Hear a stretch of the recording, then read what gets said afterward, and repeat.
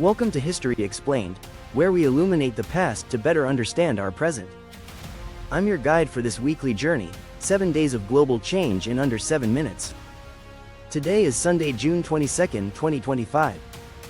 As we do every Wednesday, we turn our focus to world events, the pivotal developments shaping the course of our shared history right now.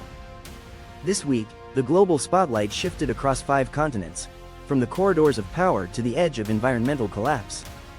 We begin in Iran, where presidential elections are entering a decisive phase.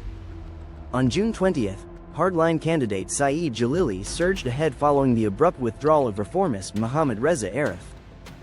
The move virtually guarantees a conservative victory in next week's vote. Jalili, a former nuclear negotiator and Revolutionary Guard loyalist, represents a return to the ideological rigidity of the Ahmadinejad era. For Iran, this isn't just an election, it's a directional pivot.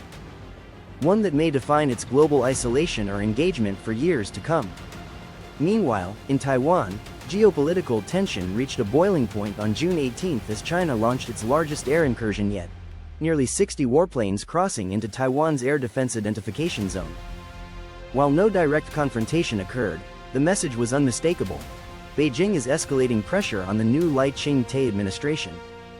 The maneuver recalls the strategic brinkmanship of the Cold War, where power was projected not through open conflict, but relentless intimidation. For Taiwan, the challenge now is deterrence without provocation. In Washington, a rare moment of bipartisan consensus emerged on June 19th, as Congress passed sweeping legislation to boost domestic semiconductor production. The bill, part of the broader CHIPS Act expansion, earmarks $25 billion in new subsidies for US-based fabrication.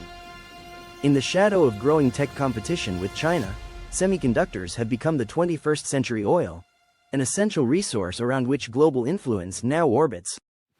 This isn't just industrial policy, it's a strategic move in a long game of economic statecraft.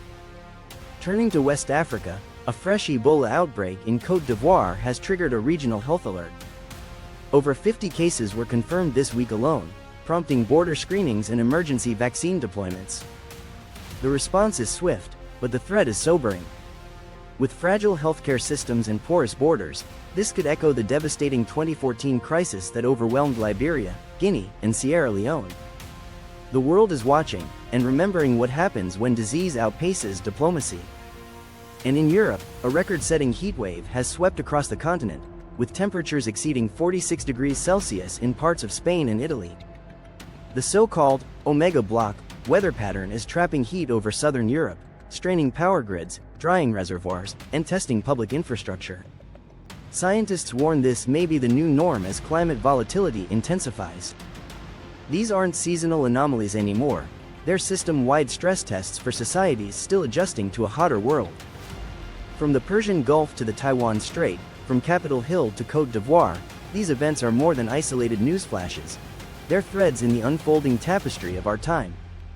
What unites them is a sense of inflection, a point at which choices made now will shape trajectories for decades. Thank you for joining us for this week's episode of World Events. If today's journey helped you see the world with a wider lens, be sure to subscribe, share, and leave a comment. Which of these events do you think will define this era, and why? Up next, our Thursday episode, where we explore enduring cultural traditions and the deeper meanings they carry. Until then, I'm your guide for History Explained, where understanding yesterday is the key to navigating tomorrow.